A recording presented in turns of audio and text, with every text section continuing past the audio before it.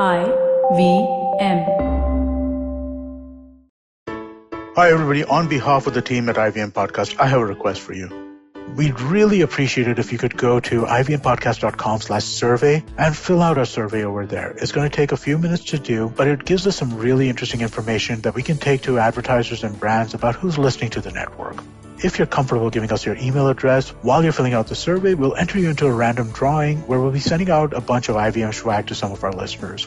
Last year we sent out coffee mugs, and this year we're hoping to send out much cooler stuff. That's ivmpodcast.com/survey. We really appreciate your help.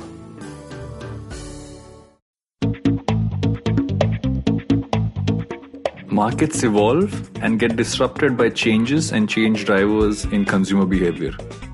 One massive shift in recent times, and especially in 2020, has been the growth of hyperlocal solution drivers. They've helped locals and local businesses build a pipeline connecting each other, and in doing so help drive an alternative to the larger e-commerce industry. One of the platforms at the forefront of this has been Dunzo. Not just by enabling hyperlocal delivery, but also giving us a verb that truly defines its very essence. And today I have Dunzo's co-founder and CEO, Kabeer Biswas, on the show to discuss its origins, its methodology, deep focus on saving time, or rather consumers' time, and his perspective on generalists, plus a whole lot more. We had a few audio niggles at the start of this show, so you might have to bear around some of those, but the content is amazing. So I'm Varun, and come right back to listen to this episode of Advertising is Dead. Sachin Tendulkar, Virat Kohli, Don Bradman, and now Cyrus Brocha. Okay, probably not in the right company. I mean, Don Bradman is Australian. But it's called Cyrus Says, a wonderful show about everything. Find the show on the IVM Podcast app, ivmpodcast.com, or wherever you listen to podcasts. Welcome back to Advertising is Dead with Kabeer. Hey, Kabeer, I'm happy we're doing this finally. I know, it's been a while to set this up. Yeah, we've been trying to coordinate this for a while, but I'm happy we've been able to find this time to do this Zoom call. Hence podcast. Isn't it the story of our lives? And someone said this the other day, so that we are going from one screen. We live one screen lives in many ways, but different windows. How many calls do you do in a day? Video calls. Some point during Zoom peak, it had gotten to like 15 hours of calls every day. Right. And then in October, I finally decided to actively drop it because it just was getting a little meaningless.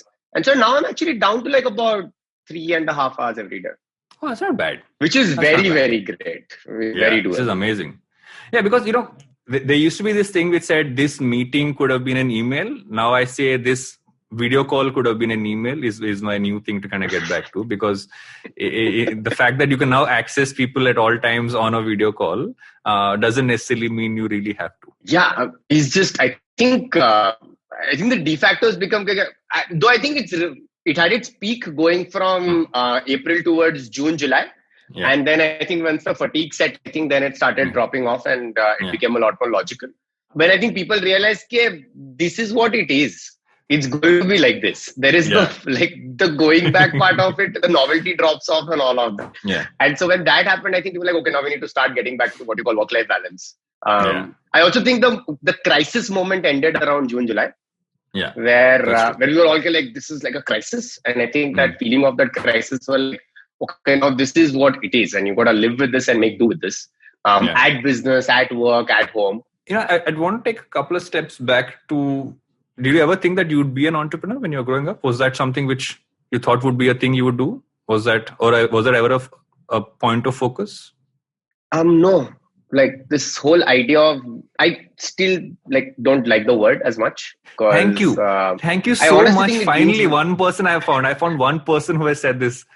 No, go on. I'm not going to cut you off. I'm going to let you finish this one. Yeah, the word doesn't mean much, right? And especially if you want to build something, you're the first person who showed up. Because after that, it is about everybody else who shows up and does immensely brilliant and proud things that they can say, it was their own. So it's just, I think the idea is people to say, how do you build an organization that allows for that? Rather than saying, nahi, matlab, this person started it and stuff like that. I know of orgs having stuff like founder days and all, or foundation days and all. And I'm like, how? Why? Why would anybody do that? But Founders Day makes it seem like you're really old. Okay. I have a bigger problem with the word founder. It makes me seem like this ancient person who's on a statue somewhere. Exactly. Correct. Right. And Chandrika hates this about me, right?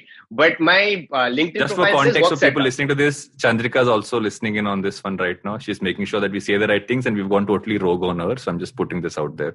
So everybody knows that there is another person on this recording who is not to be heard. Yeah. So my LinkedIn profile says works at Dunzo. And she's like, I need to be able to, handle this public persona externally, and it can't say this. And I'm like, no, but the reality is that it works at Dunzo, right? Like what you do is just a function of like, what is the challenge that you need to solve at that point of time. So no, never like a thought of saying, we'll start something or anything. It's not that much of a plan in life. So what did you want to do? I do know at some point I wanted to know more about computers. That's the only thing that I remember when I was... We all did, yeah. Yeah, at the age of 12, 13, when you got your first computer and a dial-up connection in a small little town called Silvassa in Dadra and Nagar Haveli, where that sound used to happen. That sound is like, I hear that sound now also. It is one of my like... So I'm going to take a slight segue. There was a podcast I started and did briefly during the early days of lockdown called Useless Information. I actually added that tone in the intro music because I was like, there is nothing more... Like, for people who get it, they know what that sound means. Because that sound meant so much. It means. And still recognize it. And if it sometimes plays somewhere on some online video, you can tell. It's got that distinct recall, right? And you just wanted to know more about computers. That was it. And so that moved into computer engineering, saying you need to become a computer engineer to learn all of this. And then you realize that computer engineering courses, computers are not necessarily being taught. 8085 is being taught. That I remember, microprocessors. Right. And a lot of it comes down to your own initiative. And then you suddenly realize that, the world actually respects the fact that, and at that point of time, you still want to be able to make sure that you're able to make two ends meet and stuff like that. And so you end up going to an MBA college because how else? Otherwise, as an engineer, you actually make nothing in this in the country. And so that happened. And then I went to Airtel where I did sales and did product. It was a phenomenal company to work for. Then quit on a whim on saying, I don't want to spend 15 years becoming like CEO types here. And then started my first business that was largely around location opening. That got bought out. Then took another year and a half off. And Dunzo happened not because of an idea or my need to act a business or this. It was just that I thought something like this would exist. And I told like 3 friends on WhatsApp saying, I will do what you need me to do. And let's just call it Dunzo. And I think 4 years later, it just is like a big deal apparently in the few cities that it works in. What I find interesting about Dunzo as a product is that, and I go back to this, right? I think companies are built around trying to solve a problem, and you were innately started trying to solve, I think, a problem we all have faced in which is generally like, I need to get this right now. If I'm articulating it right, and I'm sure you'll have a better way to articulate than what I just said, but what was that first problem which you thought that's it? That was it. No, I think the starting point was just that, saying that, it was like I like my things in a structured fashion, and I used to spend Saturday, Sundays doing it.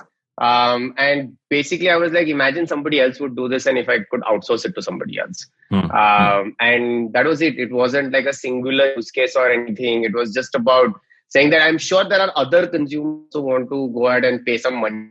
Let's see whether that actually does exist as a business. It sounded like a very first world problem at first, I remember. And it does turn out that there is a large set of people who want it, and it's not necessarily just first world. And what I also find interesting is, unlike a lot of people who start products or companies, which you start from, I come from this form of experience, which is why I'm building this product. You came from saying, this is a problem I face. let me figure a way to solve it. Is the way I've always seen how Dunzo. Okay, whatever I've read about how you started off, you didn't come from, okay, I know how to build logistically, that entire, was logistics something you had ever done, ever? No. I just intuitively think if you enjoy the problem, most of us are smart enough to figure out the point A to point B of being able to solve a problem. Yeah. But you need to innately care about it and say, I will do anything to learn about it. And so I think the first thing that at least I ended up doing to be able to learn about this was to just run down people's orders. So I went around the city in Bangalore and must have run close to 7,000-8,000 orders for people.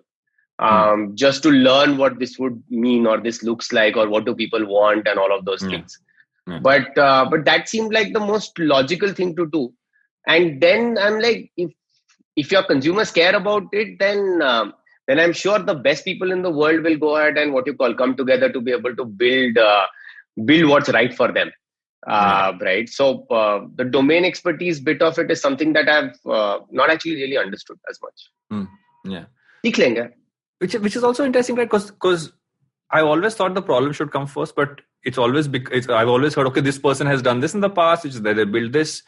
What you're saying makes absolute sense, but what I also feel ends up happening is, okay, if I don't have the background, I feel a lot of people start looking ahead to saying, okay, will I get funded? Will I be able to attract the right kind of talent? There's a lot of overthinking of all of those, whereas you said, and was it just you running those first set of orders? Or did you collect a set of people by then? Me and so I wrote out to NGOs and college students to be able to make this like a part-time internship for them. And so a lot of college kids who used to run this along with me. And then along the way, of course, first set of people joined, the founding team joined, and so all of that happened. But the first set of people were just college students. I was like, I'm overwhelmed. I'm running. I used to, at some points, I'd work 16, 17 hours on the road, trying to get stuff done for people. I remember once starting a day at 3 a.m. and ending it at 1:30 in the night. And I remember that day saying, no, I just need to get other people to do this. I can't do this alone. But no, initially was that. I don't think overthinking helps with your rate of success and failure. I don't understand, so when you first actually think of an idea or a business, and if you were to really extrapolate the line out 10 years out on saying, if this business survives 10 years, most likely everything that you said on day 0 is going to get challenged and you're going to build something completely different. Yeah. If that's true, then the value of overthinking or knowing an exact plan is so little.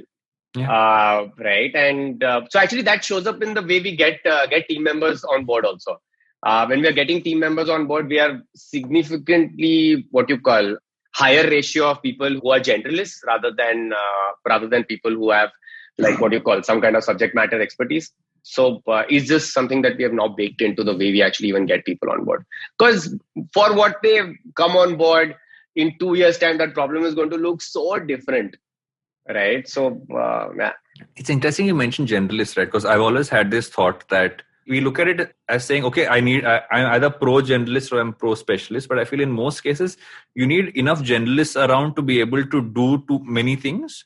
And you sprinkle around a few specialists just for very specific tasks. And many times it becomes the other way around, is that you have too less generalists and too many specialists. So the generalist actually feels, for lack of a term, many times inadequate or feeling lost. Yes. About what am I really focusing on? Whereas what you should have the other way around, I think a generalist is a lot more welcoming of specialists than I would say all specialists are, not the to put other way specialists around. Down. Yeah. Possibly. But I think like most good things, you need a healthy mix. It's not an absolute on any one side of it. But yeah, I think one of the specific things that I think we index on is as to what this will look like in 2 years' time and whether people can adapt. Because I think adaptability is the biggest skill that one could have in businesses like this. If you look at that early period, right, when let's say the first year, so what did you learn about a consumer which you were surprised by? Like what was different from what you thought people actually, like there's a problem you saw, but what did you kind of learn from them? I think the biggest thing that I've learned is as to how much users are willing to trust if you can give them convenience. That's so true. It's crazy. It is crazy as to how much they are willing to trust. And if you're just willing to be honest with them, just be upfront, right? And just bake that into every conversation that you want to. So convenience plus honesty gets you so much trust. It's not funny. And I've been surprised. I've been surprised by the word of mouth. I've been surprised by the brand value. I've been surprised by people going ahead and asking somebody to say, "Okay, here are my house keys. Can you pick something up from my house and get it back?" Can you imagine? And they don't know this person. This is them trusting the brand. Like, I wouldn't do it. I'm from Bombay. Yeah. Like, we don't do this. I wouldn't do that either. We're not known to do this. And just that level of trust has been amazing to see. That also brings to an interesting point, right? It's about, I feel many times we don't give the consumer enough credit for how they've evolved and they've kind of using products. Like, I remember the first time someone spoke about using, let's say, digital payments, or someone spoke about using logistics a certain way, everything else. There's always this like broader perception that, and this, I come from television, which is where I started off my career. And I know that constant conversation about to dumb it down and lowest common denominator, I feel that is something which I would say every single market has looked at consumers like, but they're much smarter and they're a lot more open to ideas than we give them credit for. Absolutely. In fact, though I think we are at that point of scale where we are having to dabble with both now.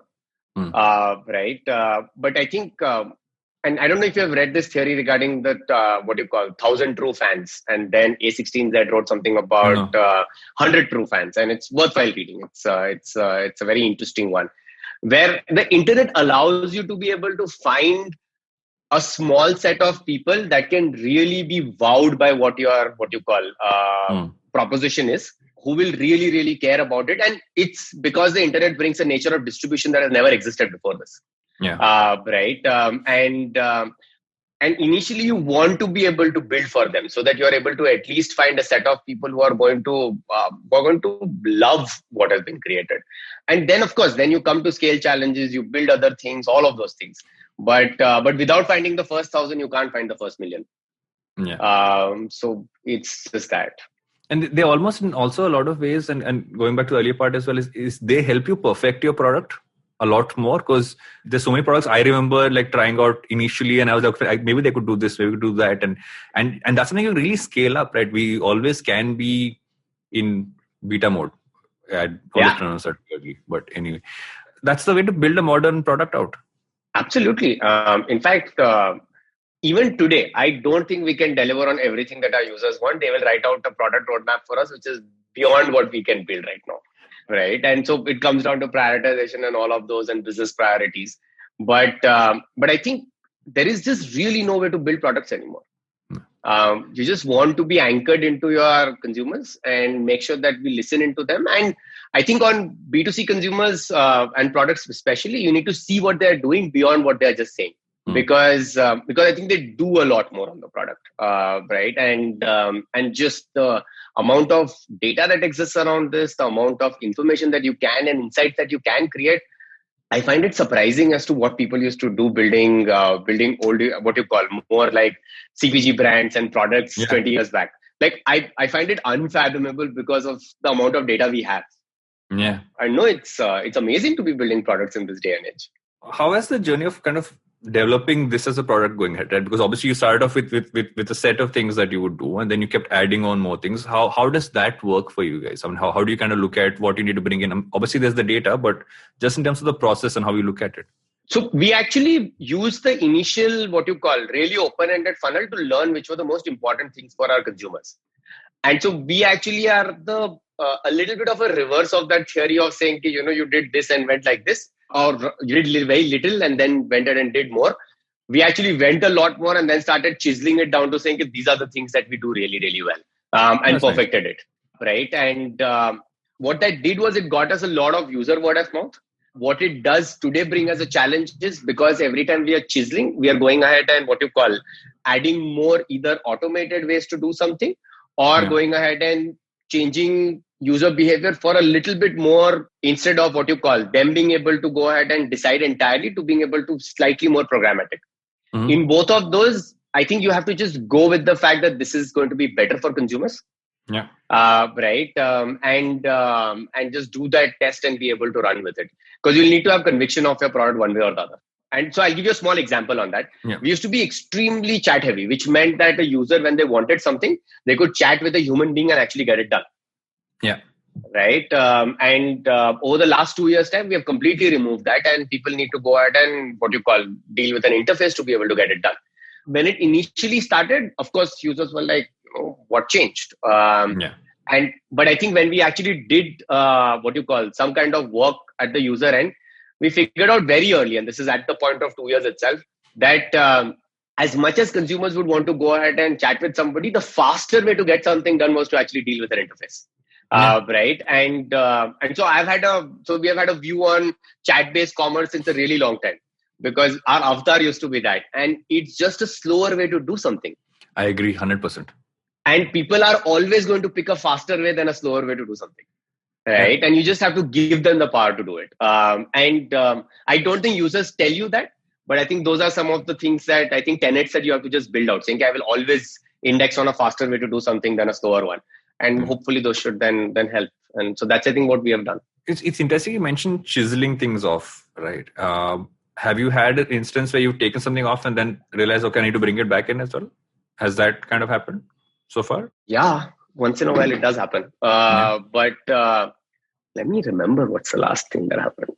Because that's also, in my head, that's more than what it was. What's also interesting is it's the mindset, right? Many times, as organizations, you say, okay, I've taken this off, so I've committed that this is no longer a part of what I'm going to do. But to admit that one second we actually needed that, let's bring it back, requires both on a product side, but also more on a human side, and understanding that one second it's fine. We took it off, let's bring it back in and not worry about it. So how does that work? Obviously, I'd love to know what the example was, but also like how does that work with the team and how do they react to stuff like that? Are they? How do you kind of build that kind of a mindset in? I think just generally being welcoming of what you call mistakes is, I think, what you should be able to do. I think one of the most important things is, I think, everybody accepting mistakes. And I start usually all of my monthly, internal notes, or what you call our H1 and H2 planning documents with the number of mistakes that I have made. Forget about the org, right? Like, I have only made these mistakes. And so I think just being able to start making mistakes acceptable. And I have this line which I actually tell a lot of my investors whenever they're asking about some specific part of it. I'm like, and these are usually new incoming ones, I know, because the existing ones know me really well. I'm like, if it was perfect, I would have IPO'd. Because it isn't, right? And the whole thing is to be able to go ahead and say that mistakes are bound to happen. We might overcorrect in multiple directions. But we'll go ahead and find a path to being able to sail this and find a path with the new business realities that we end up learning. But nothing set in stone. Was it tough to raise money primarily because you didn't come from? I go back to my background question. My background question was also connected to that because that's something I've also heard a lot of VCs say. Like, okay, does this person have a background in this space and was that ever a problem, raising your initial set of money and then kind of, because that's obviously needed? So the initial set of money was the easiest to raise because our users were our user NPS was nuts, right? And the word of mouth on the product was unbelievable. I'll tell you, right? We went from 3 friends on WhatsApp to 10,000 people registering on WhatsApp in 4 months. It was just that. And with that, I think, and so I remember our first set of investors, and this is Bloom and Aspada, LGT, they actually were users and they were like, are you raising that? And there wasn't really a plan, at which point then the plan had to be made. To say, I think it's become too much hard work, we should raise some money. To be able to build some product. Like, how do you build product without it? Right? Like, computer engineering degree doesn't give you that much, remember? So. Oh my God. Wait, I'm going to get to engineering after this. That's going to be a long part. So that wasn't the first set of capital was simpler. It was it's the fact that building a B2C business in India does require a lot more capital than that. You basically need to be able to get to at least monthly 5-6 million transacting users to make it work in India, given the AOVs, right? 5-6 million transacting users in this country require at any retention rates for you to acquire at least 10-15 million customers. Under 12 to 15 million customers, hard to make it work, retention rates, right? Every customer is like net, even if it was at $5, like you're still raising $75 million just for marketing, right? So I actually honestly think that no fundraisers are easy. I think everybody just reads about the last day when the fundraise actually happened. It's tough. And I can imagine it being tough at every level, even if people are what you call worth multiple billions of dollars, right? It's just not easy. And I just I think we should just credit the fact that capital is getting raised by all of these people, and it's fantastic that they're able to do that. So I don't think any fundraising is easy.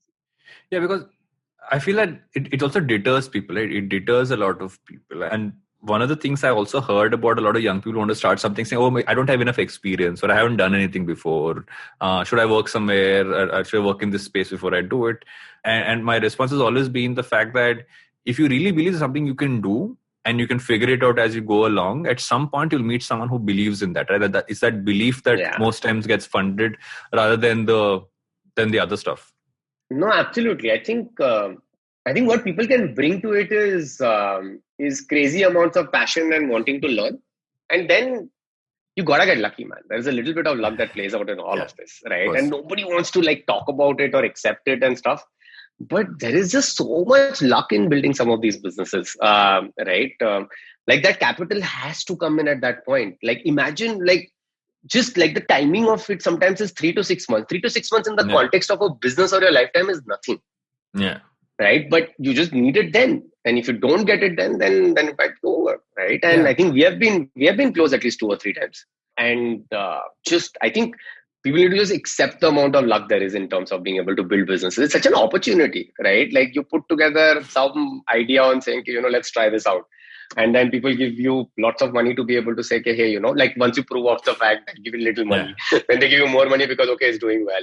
And they give you more money to people to do because it's doing so much better. But I think in all of that, I think there is an inherent part of saying that there is going to be luck involved, and it's important to accept it. It's also been able to hold it through that in-between period, right? And I find that period so interesting for anybody who's through, and I know we both don't enjoy the term entrepreneur, but for that journey is because that's when stuff like payroll or investment at the right time to be able to scale, all those things kind of come in, but you also have to focus on bringing that capital in, because, and that's, I'm guessing that struggle really helps. I think it makes you a lot more solid, and I'm sure that something you agreed with as well.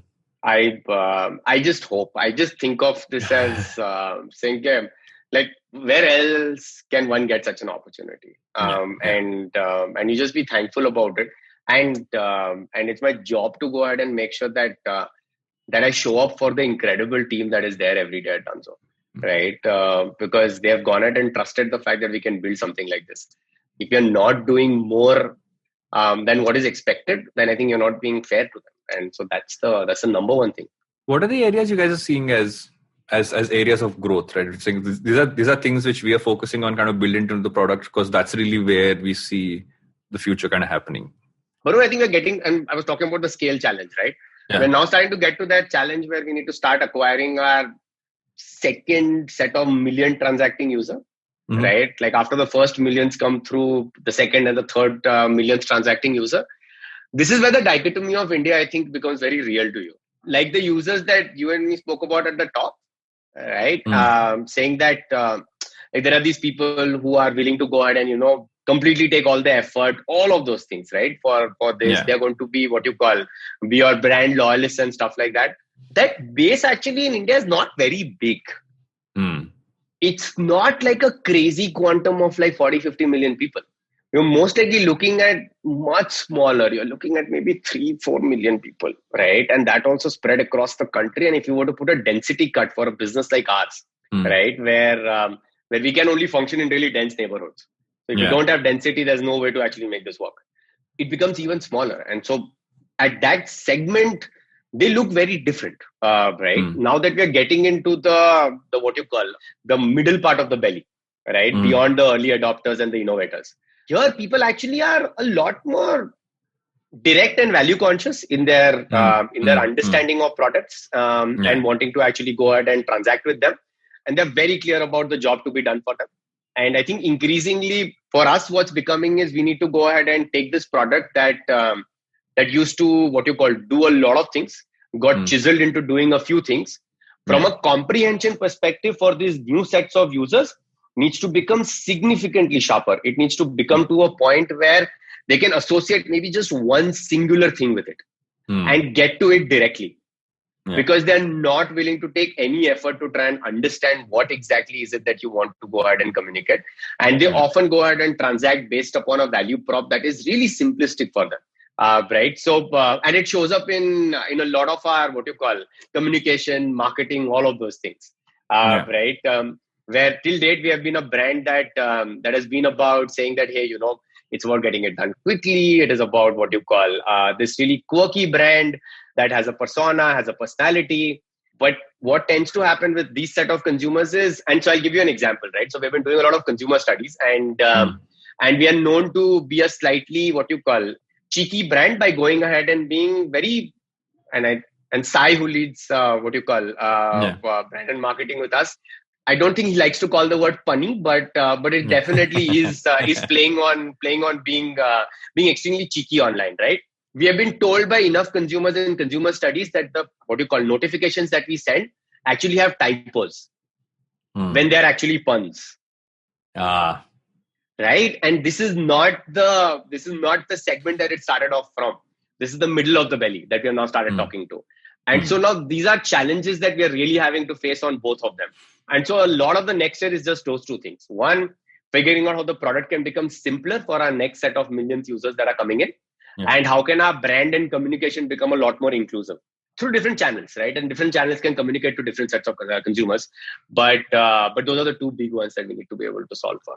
Has the whole lockdown and the COVID piece kind of changed some of the things that you guys are doing and also have you seen consumers evolve during this period? I will not use those two words which start with N and start with N because I've heard too much of that. I'm just going to say that during this period of the last 10 months, because that is the most overused term of this year. So I will stay away from it. Okay. So I think on the consumer side of it, we have actually COVID's had incredible tailwinds on the business because people have to stay home. They want to get stuff delivered. We have grown quarter on quarter, 20-25% organically without spending $1 on growth since we have gone ahead and had COVID. It has, though, a very real world impact that we are learning about, not in Q2, right? Because at that point of time, it was still crisis management. And we were still figuring out what needs to be done to be able to support the communities that we play in, like our delivery partners and our merchants.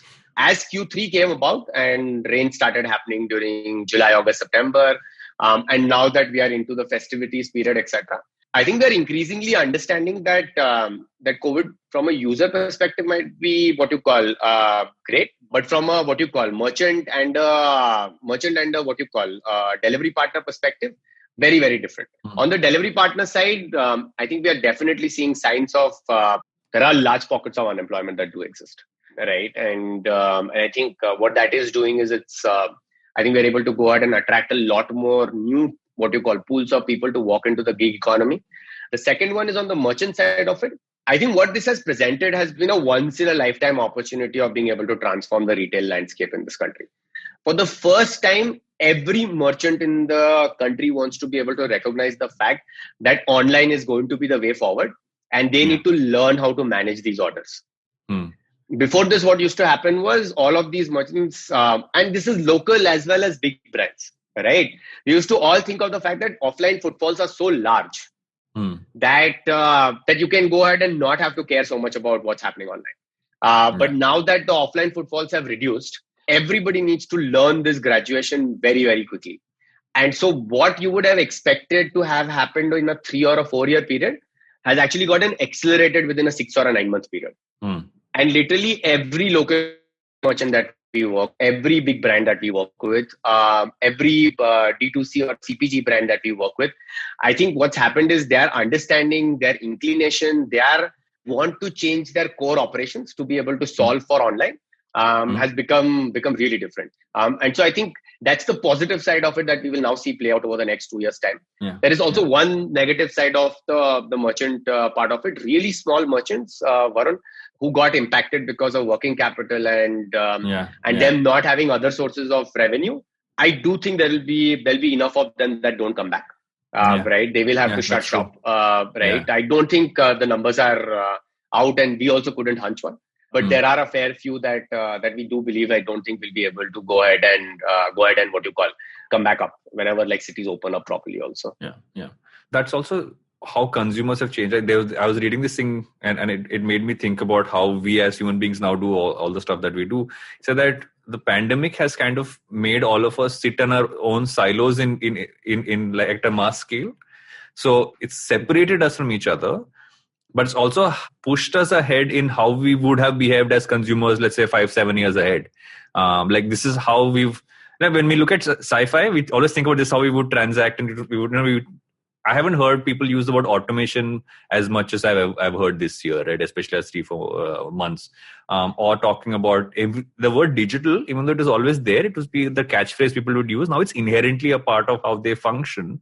In that sense, do you also then have moments when you say, okay, one second, it's a great time to add in more things, and while your process has always been to chisel, have there been things where you say, okay, let's add a bunch of these things in because it makes it's a good opportunity, but have had to hold back from doing that? Yes, always. I think a large part of being able to build some of these businesses is to actually just prioritize ruthlessly. We have had pockets when we haven't done it really well. But I think over the last 18 months' time, that's been the number one thing that we have been trying to make sure we do. Yeah. Because honestly, what is the business that we are in, right? We are in the business of going ahead and enabling local merchants to be able to sell to consumers. And we are in the business of going ahead and moving stuff around from point A to point B. Those are the two core businesses that we are a part of. Those are the two capabilities that we bring on the platform. Technically, once we go ahead and have a really large surface of users transacting with us for about 2 or 3 very primary use cases, the goal really, Varun, is to be able to bring percentages of the local economy online. Which means at some point of time, when you actually start looking for a particular product, I promise you today, when you go look for that product and search on, say, an Amazon, right? And Amazon says they will deliver it in 2 days' time. There is absolutely no need for that to happen because you can actually search it on Dunzo. You will most likely get it in 45 minutes at the same price point. Yeah. Right? Because that product actually does exist in your city. And most likely what's happening is getting picked up from your city, going to a fulfillment center and then getting delivered back. That's not what 2020 and a mobile ecosystem should enable. 2020 and a mobile ecosystem should enable the fact that that product can get searched in real time within the what you call 50,000 relevant stores in your city. They will go ahead and say that I have this product. They can go ahead and say that I can ship it in 15 minutes time. The price is this. And in 15 minutes time, once it starts shipping, it will get delivered to you in 30 minutes time. We should live in a world where 2-day delivery is not acceptable. Yeah. Right. And so that's the world that we want to be able to build. But what it does require us to do is us to be able to get really good at 2 or 3 use cases first, before we can go ahead and start getting massive selection online. Those things are happening. So during COVID, I think we have seen selection of various categories show up.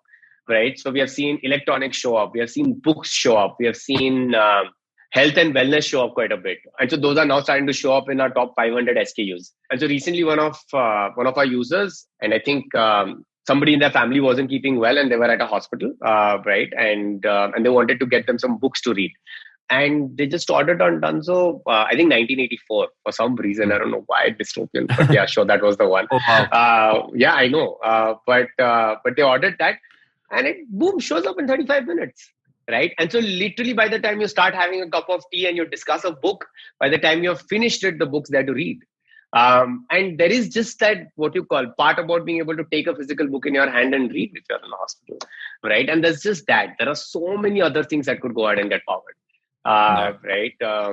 So yeah, that's what we want to be able to build. But I think it requires us to really double down for another couple of years' time, build like a really large surface of transacting users, and then start doing more things on top of that. So if I was a young person today wanting to, and I'm saying young as in someone who's finishing college, who's wanting to start off their career and saying, okay, what are the spaces of growth where I can actually build my career basis all the stuff that's changing? What would you say would be areas that someone should focus on? So I don't necessarily look at spaces as much. I'm obsessed by what we do. And just like from our perspective, it's we want to do drones next, and those are the kind of things that we want to be able to build out. Yeah, because it's the two use cases, right? Of saying, people want to be able to buy stuff, and people want to be able to move stuff from point A to point B. It's a business that's been going on for 500 years. It's not anything new. 2000 years, if in fact, it's the business of commerce. Technology just allows it for it to be what you call a lot more convenient and a lot faster now. If that's so we just double down and focus on it. I'll give you like a small example, right? Last year, our average delivery time was about 38 minutes. This year, our average delivery time is coming in at about 26 minutes, I think. Oh, wow. Right. And so this is 8 cities. Averages, of course, are averages. 90th percentile is still slightly further out, which we need to reduce. But we focus on this fact and say, okay, how many can we go ahead and get done as fast as possible? I think we live in a world where stuff shows up in 5 minutes. It will look like something. It will look like with drones, and it will look like most likely your building having a tubing, some kind of tubing tech, which means that a package gets delivered at your what you call gate, and there is some version of tubing that gets the item to your what you call house within 30 seconds. Because why not? Why are people going up and down and doing this? Right? It can be baked into what you call into the real estate itself. So we obsess about that. In that, I think the two skills that we think about are really being inquisitive and being adaptive. Yeah. Like it's something that go back to the being a generalist part. It's just something that we're looking for from people that we are what you call really young people who are coming and joining also. Right. So some of our city heads are in their mid-20s and stuff. And the number one thing is a lot of them actually don't come from similar industries. And the reason for that was specifically because you're looking for people who are just really inquisitive and are willing to adapt. Because those are the two things that we 100% promise you will get at Dunzo. I can't believe I haven't asked this question till now. Why Dunzo? Why the name Dunzo? I think 4 big reasons I remember. First one was it was something that could be used as a verb. So irrespective of what the product would be, the idea was to always have something that was going to be frequent for consumers. So could you Dunzo something? Can I Dunzo it? Right? And I've realized words can be made to be something if you can actually go ahead and just think about it at the top. So that was it. Saying, can you be something? The first version of the name was to do done or done it or get it done. Then figured out that done.it is like a what you call Italian domain name and was really expensive. So I was like, okay, can't do that. Right. How many times have domain names directed the names of companies? I just think about, because we, for the longest time, we started Glitch. Our website used to be whatistheglitch.com because you couldn't afford to get the glitch.com. So we were for many years called What is the Glitch as a company, even though that wasn't our company's name, because people thought that's what we were, because our email IDs were that. But the website part is interesting that you say that's how the name kind of got finalized. That. Then the second one was like domain names were available. So I was like, wow, Dunzo.in is available for like 5,000 rupees. I remember. That was how cheap it was. And the last reference, like the 2 other reference points was actually if you go online, Dunzo is used very negatively. So my phone's Dunzo or my relationship is Dunzo. So if you go to Reddit, that's where it gets used quite a bit. And then on Twitter also. And Aziz Ansari in Parks and Recreation uses it like Dunzo, the same way Sheldon uses Bazinga. Perfect. Lots of reference points. When I look at the marketing that you guys do and how you position yourself as well, what I found interesting is you always had this, it kind of feeds in with the name and what you and how you speak as well. It's got this very differentiated visual appeal to it. And I think about how you market yourself as well. Is that deliberate? And I know that that's something which Sai and I have pinged each other about very recently, but I'd love to understand the thought process behind that. I mean, was there a conscious choice to say we'll put ourselves in a certain way? I mean, obviously the use of animation, etc., is one way, but I think in general, just the way you put yourself out. What is the basic thought behind that? So I think we went through a rebrand about 2 years back. Before that, we actually didn't have a brand. It was just like Helvetica New in black written on yellow. That's it, and there was no real assets, nothing. Right? It wasn't even a personality other than the fact that we'll always be very honest. And so you can trust us to be able to do stuff well. And I think one of the starting points on the brief really was that we wanted to be able to make a statement so that people could recognize it. And that I think was something that I think went into us being able to pick our colors, being able to pick our what you call brand assets, being able to pick a persona.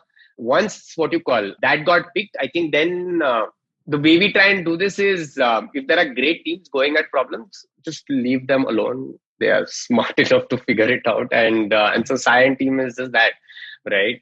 I think what they've figured out is an extremely, and this is the word that I will use, is extremely innovative and cost-effective way of being top of mind with our consumers, being constantly in conversations and having a voice, because we do believe that brands have a voice. In fact, they have a responsibility to have a voice. And for a brand like ours, where where it's so visual and it's so physical in nature, and there are so many things that you can see around you. We realized that was important to actually go ahead and bake it in right at the top, which is what I think then leads into what is the pieces of communication that ends up happening. How do we think about that? And so I think this. What's interesting, I should tell you this, is that my one of my studio heads has actually turned to me and said, what he finds most inspiring about it is the fact that you have an internal animation team, and for him that is like, see, that is like letting someone do what they have to do and giving them that kind of push. So I had to say it, because when you have someone who works in that space on a day-to-day basis, turn around and say this is what companies need to do, I mean, there is something right to that setup. I think if you believe that something is important, I think it's very hard to go ahead and have people externally be committed to it as much as you will be. And it's not like a comment on external this. I'm just saying there are parts of the thing that can be worked with externally, and then there are parts that you want to go ahead and say, this is something that we will do ourselves. And there's no way to outsource that problem. And so I think you need to pick which are the ones that are most important, and just let those teams go ahead and build out everything that's required to make it happen. Towards the end of every episode, I do this segment called, it was called Humans of Advertising. Now it's just generally Humans of Everything. I ask very random questions. It's supposed to be frivolous and in a weird way also helpful. So what is the one thing that you consume a lot of that people would be surprised that you spend so much time, spending time consuming, obsessing, doing? Cyrus's IBM podcast. Really? Yeah. We got to get you on Cyrus's show. That will be entertaining. It's my jogging podcast, because I think so. I can't focus on anything when I listen, right? So when I had to listen to your and Tanmay's interaction, and I think Tanmay is one of the smartest marketers that I've seen. Right? Like corner case, like understands what consumers are looking for. And so I had to settle down, and I was like, I'm not going to do anything else because I need to listen. It's like reading a book. So I can't multitask in that fashion. I can multitask with other things other than an audio medium. On the Cyrus one, because it is just every topic out there in the world, so I can go ahead and use it as a companion for jogging. It's incredible. You should listen to my episode with Cyrus, which was very recent. I just noticed on your site. So I'm gonna. It's tomorrow morning. So basically, my first ever recording when my show was announced was on Cyrus's show. Because it was a pre-promotion for me to kicking off my thing, and I'd worked with him when I was in MTV back as an intern in early days. So I had a few tricks from my old days back to make sure that I could kind of compete. This time, however, we almost if you listen to that one and this one, there's a transition of me going from I need to like push Cyrus to get some words in to now actually being able to have like a free for all. So Cyrus is amazing. I've seen sides of him which most people would not have unless you worked at MTV, but it's very entertaining to have him around. And incredible for a personality like that to what you call like, and I'm no, it's the age thing that he done but like it's 20 years since he's been there in public persona. That's a huge amount of time. Yeah, and he owns it in the way that only he can own it. Like he did my episode. He recorded my episode topless. He refused to wear a shirt. This Zoom call is happening. Cyrus is topless because it's like my AC is not working. It's too hot, and I have to look at Cyrus. Thankfully, nothing below like a certain shoulder level, but I could see those bare naked shoulders throughout that recording. Is what happened. What can he put together in an instant? A one-pager on most things. You mentioned you listen to podcasts. Anything you consumed in recent? I've watched, listened to, read in recent times that you'd recommend? I'm reading No Rules, the Netflix book. Very nice. Very interesting take on terms of how to go about building orgs. But very interesting. I like how it was structured. I like the fact it was structured in a way to not just seem like his perspective. I like the second person's perspective. I keep forgetting her name. And Erin. I'm about 80% into the book. So there's also another book we should read if you haven't read it. It's called Post Corona. It's Scott Galloway's new book. It's actually quite nice. Oh yeah, correct. I saw it. In fact, I think I might have ordered it also. Okay. Yeah. It's quite nice. I got 50% in. It's become my new thing. 2020 has made me a reader again. I used to be terrible. Like, maybe I'll finish a book in every 3-4 months. Now I'm like going through them. I've just reduced binging video now. No, so I'm still there. I'm still trying to get over the habit. So I have a new way to do it. So I got like a desk clock. And I put like a 30-minute timer on it, saying about 30 minutes I will read. right? Like, because distractions are far too many. Like just like 30-minute timer to be able to read, because beyond that, just type. So there's a really phenomenal hack I have found out, which I've just started using recently, and Rohit, who's my co-founder and also best friend, he suggested it. He does that. He buys the audiobook and gets the book, plays the audiobook while reading the book, and it makes you go through it a lot deeper and you have focus on it. Although he does 3x speed, and that I'm not going to do 3x speed. I do 1.2. I do 1.2 sometimes. Especially the Obama book, which I don't know why I bought the audiobook. The audiobook's 29 hours. It's a 29-hour audiobook. I'm like, I don't think I'll ever going to finish that audiobook. Is Obama telling it? Yeah. Oh, wow. Which is why I bought the audiobook, and I saw the duration and I was like, there's no way in hell I'm going to finish this audiobook. This is happening. 29 hours.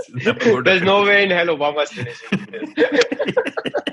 And this is only part 1. He's going to write part 2 now next. It's like, I don't do like... Wow.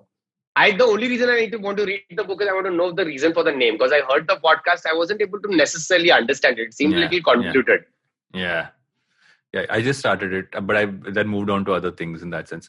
What do you take back from your, and I'm plugging in my engineering question at the end of everything else, is saying, what have you taken from what you learned during what was formal education through the rest of what you've done post that? Which you kind of has stuck with you, and what's kind of helped? I think what you call, and especially engineering, right? I think, and then actually MBA also a little bit, is about learning life skills. It's being able to go ahead and interact with people so that you are able to go ahead and just in life, when you start managing and dealing people, you have some skills.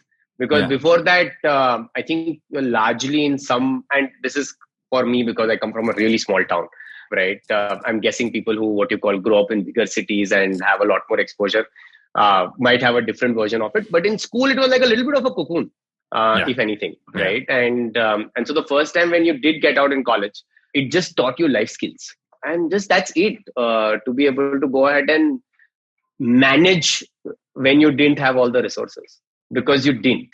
And just that.